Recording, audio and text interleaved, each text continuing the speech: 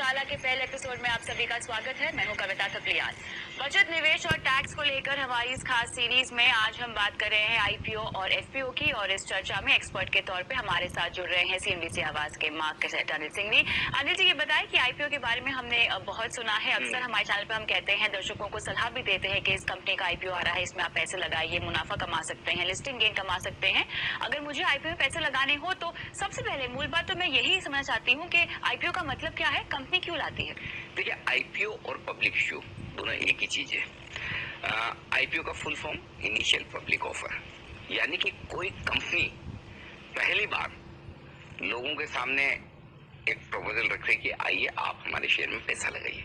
ये आईपीओ होता क्या है, कंपनी ये ऑफर दे, उससे पहले भी कंपनी तो चल रही है, किसी ने तो पैसा लगाया होगा। वो कौन होते हैं? कंपनी के प्रमोटर्स होते हैं, उनके फ्रेंड्स रिलेटिव्स होते हैं। तो काफी कम लोग होते हैं जिन्होंने पैसा लगाया है, शुरुआत में कंपनी बनाई है। हो सकता है कुछ प्राइवेट इक्विटी इन्वेस्टर्स भी हो सकते हैं, लेकिन बड़े कम नंबर के इन्वेस्टर्स होते हैं। लेकिन जब उन्हें लगता है कि हमें बिजनेस बढ़ाना है, कंपनी को शेयर बाजारों पर ट्रेड करवाना है, लिस्टिंग करवाना है, जिनके मतलब हम आगे देखेंगे, तो फिर वो क्या करते हैं? इशू लाने की कोशिश करते हैं। और वो इशू आपको, मेरे को, किसी भी इन्वेस्टर्स के लिए हो सकता है जिन्हें लगाना है पैसा। इसी को पब्लिक इश्यू कहा जाता है, क्योंकि ये शेयर पब्लिक को इश्यू किए जा रहे हैं। और आईपीओ यानी कि इनिशियल पब्लिक ऑफर, यानी कि कोई कंपनी पहली बार लोगों को शेयर इश्यू कर रही है। अच्छा, तो इसलिए इनिशियल पब्लिक ऑफर हो गया। तो सिंपल, आईपीओ या फिर पब्लिक इश्यू, दोनों शब्दों का मतलब एक है। और इसका मतलब ये है कि कंपनी अपने शेयरों को आम जनता के लिए खरीदने का एक ऑफर दे रही है, आइए इस दाम पर आप हमारा शेयर खरीदिए। सिंपल। तो इसका सिंपल सा मतलब क्या मैं ये मान सकती हूँ कि इस आईपीओ में पैसे लगाने से मैं कंपनी की शेयर धारक बन जाती हूँ या कंपनी में निवेश करती हूँ? एग्जैक्टली यही है। और इसको ज्यादा अच्छे तरीके से ये कह सकते हैं कि आप उस कंपनी में पार्टनर बन गई। ओके। मतलब अल्टीमेटली कोई भी बिजनेस चलता है किससे? कैपिटल से, पूंजी से। और जब आप शेयर खरीदते हैं, किसी कंपनी के पब्लिक इश्यू में पैसा लगाते हैं, तो आप उसका एक पार्ट हो गए, एक हिस्सा हो गए, शेयर होल्डर हो गए। और इसका मतलब ये कि आप भी उस बिजनेस में साझेदार हैं, भागीदार हैं। अब ये अलग बात है कि जनरली आप बाकी जो बिजनेस करते हैं पार्टनरशिप में या खुद के, वहां पर आपका पूरा इन्वॉल्वमेंट होता है। यहाँ पर बिजनेस प्रमोटर्स वही पुराने लोग चलाते हैं। लेकिन हाँ, आपको लगता है कि ये बिजनेस अच्छा है, मुझे अच्छे प्राइस पर दिया जा रहा है, तो आप उसमें भागीदार बन सकते हैं। तो बेसिकली आपको उसमें शेयर होल्डर बनना है, शेयर खरीद कर। तो यहाँ पर आईपीओ में कंपनी नए शेयर्स बेचती है या नए शेयर्स लाती है? दोनों तरीके हैं। ओके। सामान्यतः पब्लिक इश्यू में नए शेयर इशू किए जाते हैं। और एक एफपीओ भी हम सुनते हैं। हाँ। उसका मतलब क्या होता है? हाँ, देखिए, पहली बात तो ये कि जो शेयर इशू किए जाते हैं, सामान्यतः पब्लिक इशू में नए शेयर इशू किए जाते हैं। ओके। कुछ केसेस ऐसे होते हैं जिसमें नए शेयर इशू नहीं होके पुराने इन्वेस्टर्स भी शेयर बेच सकते हैं। और पुराने इन्वेस्टर में कौन होते हैं? या तो प्रमोटर्स या कोई फंड। प्राइवेट इक्विटी फंड है, जब बिजनेस कुछ नहीं था तब उन्होंने पैसा लगाया 3 साल 5 साल पहले। अब कंपनी की एक अच्छी साइज हो गई, कंपनी के शेयर लिस्ट करवाए जा रहे हैं, उन्हें लगता है कि हमें पैसा थोड़ा लेना चाहिए भाई, अल्टीमेटली प्रॉफिट तो लेंगे ना कहीं। तो वो भी ऑफर कर सकते हैं।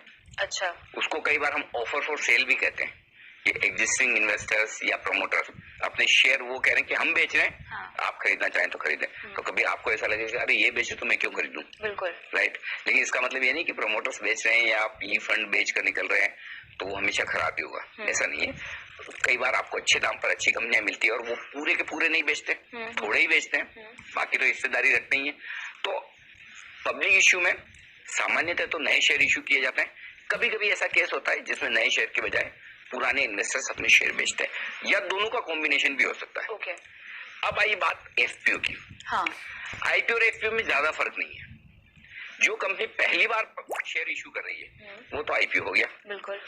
कई बार क्या होता है कि कंपनी पहली बार करने के बाद आगे भी और कर सकती है। ओके। भाई आज हमने समझे किसी कंपनी का इशू आया, उन्होंने पैसे जमा कर लिए, आगे कर सकती, मतलब आगे चलकर और शेयर 2 साल 3 साल 5 साल 6 महीने बाद कंपनी को लगता है हमें और पैसे की जरूरत है, ओके, तो और इशू ला सकते हैं। तो उसको हम फॉलो ऑन पब्लिक ऑफर या एफपीओ कह देते हैं।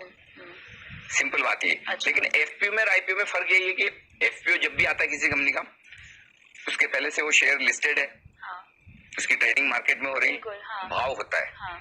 आईपीओ जब आता है तो कंपनी डिसाइड करती है कि हमें किस प्राइस में शेयर देना है। डिसाइड तो एफपीओ में भी कंपनी करेगी, लेकिन मार्केट को पता है कि उस शेयर का एक सही भाव क्या है और उस हिसाब से वो ट्रेड करता है। तो फर्क यही है, फॉलो ऑन पब्लिक ऑफर एक बार लिस्टिंग होने के बाद आता है और पब्लिक इशू या फिर आईपीओ लिस्टिंग के पहले आता है। थोड़ा आईपीओ पर ही हम और फोकस करते हैं और साफ तौर से एक निवेशक के नजरिए से अगर मुझे समझना हो तो क्या कारण होंगे कि कंपनियां आईपीओ लेकर आती हैं?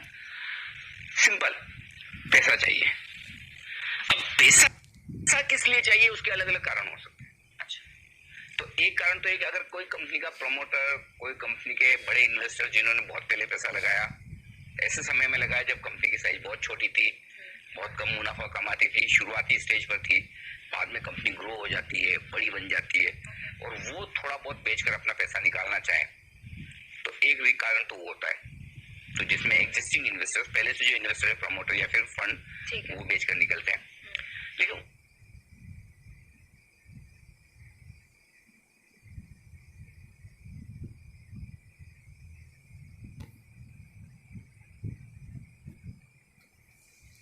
वो कारण कम केसेस में होते हैं। सबसे ज्यादा कारण किस वजह से होता है? कंपनी को पैसा चाहिए और इसलिए वो पब्लिक इशू लाती है। कंपनी को पैसा क्यों चाहिए? एक ही वजह, या तो कंपनी के बैलेंस शीट पे कर्ज है, वर्किंग कैपिटल लोन्स चाहिए, कामकाज करने के लिए पैसा चाहिए, उसके लिए वो रेज करती है। तो या तो वो वर्किंग कैपिटल के तौर पर उसको पैसे का इस्तेमाल करे या पुराना कर्ज कोई लिया तो उसको चुका दे ताकि ब्याज की बचत हो। दूसरा तरीका ये हो सकता है कि ये जो पैसा आ रहा है पब्लिक इशू से, अलग अलग इन्वेस्टर से जमा किया जा रहा है, इससे आप कोई नया कारोबार करना चाहें, अच्छा, या पुराने कारोबार का विस्तार करना चाहें। समझिए एक प्लांट है कंपनी का, 2 प्लांट और लगाना चाहते हैं। कोई कंपनी जिम चलाने का कारोबार करती है, बोले हमारी 50 ब्रांच है, हमें 50 और खोलने, तो ये एक्सपेंशन प्रोग्राम हो। तो जो बिजनेस चल रहा है आप उसके लिए भी पैसा जुड़ा सकते हो, कोई नया बिजनेस करना है या पुराने बिजनेस का विस्तार करना है तो उसके लिए भी। लेकिन ये बताना पड़ता है आपको, जो कंपनी पब्लिक इशू ला रही है उसे पहले बताना पड़ेगा। ऐसा नहीं कि आप उद्देश्य क्या है एग्जैक्टली, तो आपको जिस चीज के लिए पैसा चाहिए वो बताना पड़ेगा। अच्छा, आपने कहा कि आप उस कंपनी का हिस्सा बन जाते हैं अगर आप आईपीओ पैसे लगाते हैं। सुनने में तो बड़ा अच्छा लगता है, लेकिन मुझे बताइए कि इस पूरी कंपनी में मेरा हिस्सा कितना होगा? यानी ये share holding pattern, minimum share holding pattern फिर किस तरह काम करेगा हम जैसे निवेशकों के लिए? देखिए, इसमें 2 चीजें हैं। मिनिमम शेयर तो आप एक भी खरीद सकते हैं। अच्छा, हालांकि पब्लिक इशू में क्या होता है कि जब आप अप्लाई करते हैं तो लोट्स होते हैं कि मिनिमम आपको इतने शेयर खरीदने हैं, 10 शेयर, 12 शेयर, 15 शेयर। वो लॉट साइज निर्भर करता है कंपनी पर? हाँ, company to company issue price वो सेबी डिसाइड करती है। अच्छा, ठीक है। लेकिन लिस्टिंग होने के बाद लोट साइज का कोई मतलब नहीं, ये इशू आता है तब तक कि लोट साइज का मतलब है। अच्छा, जिस दिन लिस्ट हो गया उसके बाद आप एक शेयर को ट्रेड कर सकते हैं। एक शेयर ले सकते हैं, एक शेयर बेच सकते हैं। तो आपको शेयर होल्डर बनना है तो मिनिमम 1 शेयर होना चाहिए आपके पास। 1 शेयर भी आपके पास है तो आप शेयर होल्डर हो गए, राइट, पार्टनर हो गए। ये तो बात हुई शेयर होल्डिंग की। लेकिन सेबी ने एक नियम बनाया। सेबी ये कहते हैं कि अगर आपको इशू लाना है, आईपीओ लाना है, अपने शेयरों को लिस्ट कराना है, तो जितनी आपकी पूंजी है इशू के बाद, क्योंकि क्या होता है, सपोज आपकी पूंजी है इस वक्त 100 रुपए, आप इशू लाते हैं 50 रुपए का, और तो इशू के बाद आपकी कैपिटल हो गई 150। तो सेबी क्या कहती है, आपकी बढ़ी हुई कैपिटल का minimum 25% share public share holder के पास होना चाहिए। प्रमोटर्स को छोड़कर, पुराने लोगों को छोड़कर, इशू के पहले जिन्होंने शेयर लगा लिए उनको छोड़कर, अच्छा, 25% दूसरे के पास होना चाहिए। ऐसा क्यों कहती है? इसके पीछे कारण है।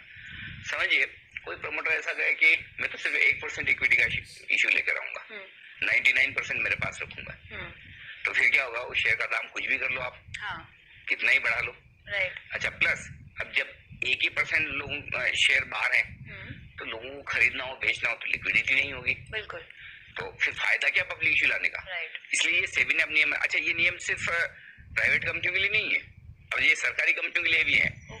तो चाहे गवर्नमेंट ऑफ इंडिया की कंपनियां हैं, ढेर सारे पीएसयू हैं, अब उन्हें भी धीरे धीरे इसका पालन करना पड़ा। तो मिनिमम 25% आपके पब्लिक शेयर होल्डर होने चाहिए, बात सिंपल है। तो ये मिनिमम शेयर होल्डिंग का एक रूल है। बाकी तो आपके हमारे लिए तो एक शेयर से भी हम शेयर होल्डर बन सकते हैं।